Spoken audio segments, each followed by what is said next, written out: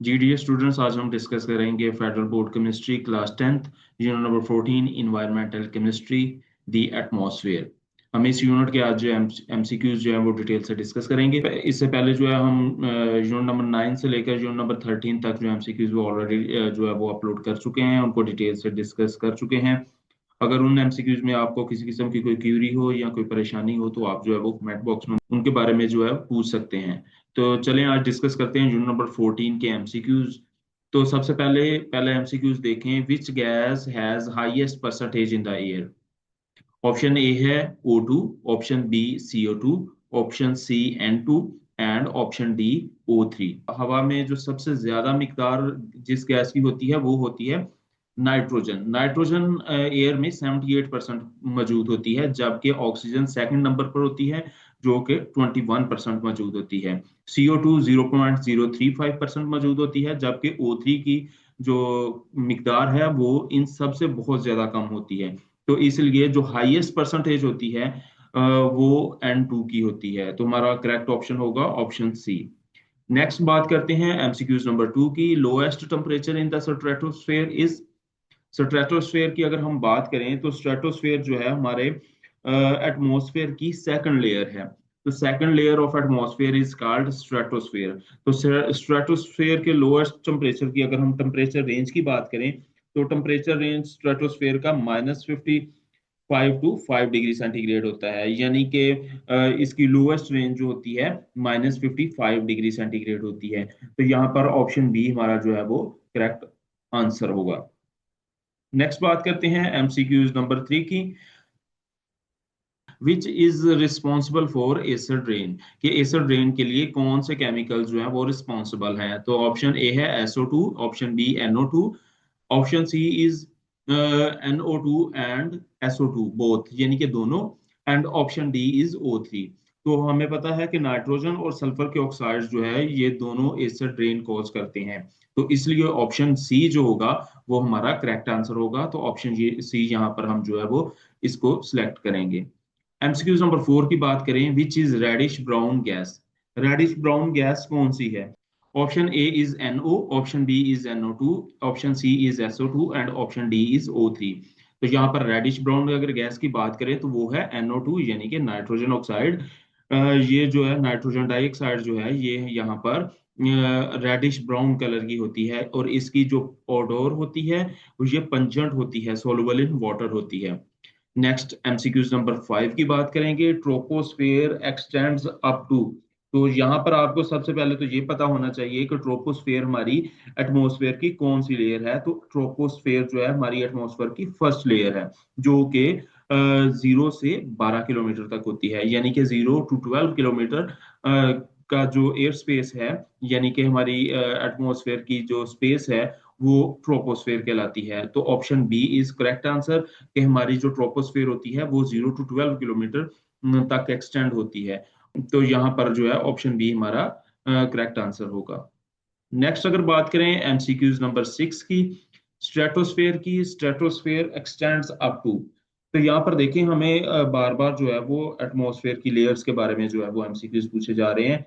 ये जो layers of atmosphere हैं इनमें से एक एमसीक्यूज जो है वो लाजमी एनुअल एग्जाम में आ जाता है। या तो वो आपसे टेम्परेचर पूछ लेगा या वो इसकी एक्सटेंशन पूछ लेगा कि इसका मतलब इसकी रेंज कितनी है। तो इसके बारे में जो है हमें पता होना चाहिए। तो यहाँ पर देखें एमसीक्यूज नंबर 6 की अगर हम बात करें। Stratosphere extends up to? Option A is 12 kilometre, और option B is 15 kilometre, option C is 50 kilometre and option D is 80 kilometre. तो हमने बताना है कि स्ट्रेटोस्फेयर जो है वो उसकी जो है वो रेंज कितनी होती है। तो स्ट्रेटोस्फेयर बेसिकली 12 to 50 किलोमीटर होती है। तो यहाँ पर जो है हमारा करेक्ट आंसर होगा option C, 50 kilometre.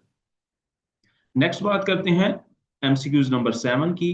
The ozone layer is found in? कि अगर एटमॉस्फेयर की 4 लेयर्स की अगर हम बात करें, ट्रोपोस्फेयर, स्ट्रेटोस्फेयर, मीजोस्फेयर और थर्मोस्फेयर की, तो हमने ये बताना है कि इन चारों में से ओजोन लेयर किस लेयर में मौजूद होती है।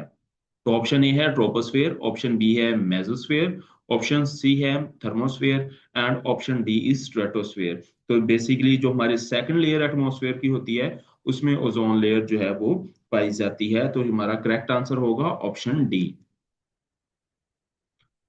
नेक्स्ट बात करते हैं एमसीक्यूज नंबर 8 की। Most air pollution is caused by, कि सबसे ज्यादा, ये चार ऑप्शंस हमें दिए गए हैं और उसने पूछा है कि इन चारों में से सबसे ज्यादा एयर पोल्यूशन किसकी वजह से होती है। तो ऑप्शन ए हमारे पास क्या है? ऑप्शन ए हमारे पास है ओजोन, ऑप्शन बी है acid rain, option C is carbon monoxide and option D is burning of fossil fuels. तो यहाँ पर जो है हमारा करेक्ट आंसर होगा बर्निंग ऑफ फॉसल फ्यूल्स, यानी कि फॉसल फ्यूल्स को जब हम बर्न करते हैं तो उससे ज्यादा एयर पोल्यूशन जो है वो प्रोड्यूस होती है।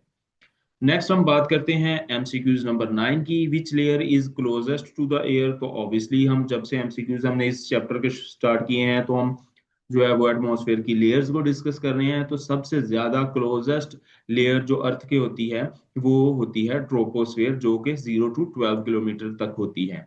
तो हमारा जो करेक्ट आंसर होगा वो होगा ऑप्शन बी, ट्रोपोस्फेयर। नेक्स्ट आ जाते हैं एमसीक्यूज नंबर 10 पे। The outer most layer of earth atmosphere is, तो जो हमारी इनर होती है, इनर लेयर होती है वो ट्रोपोस्फेयर है, उसके बाद स्ट्रेटोस्फेयर, फिर मेसोस्फेयर और उसके बाद जो है वो थर्मोस्फेयर होती है। यानी कि आउटर मोस्ट जो लेयर होती है वो थर्मोस्फेयर होती है। तो यहाँ पर करेक्ट आंसर होगा ऑप्शन डी, द थर्मोस्फेयर।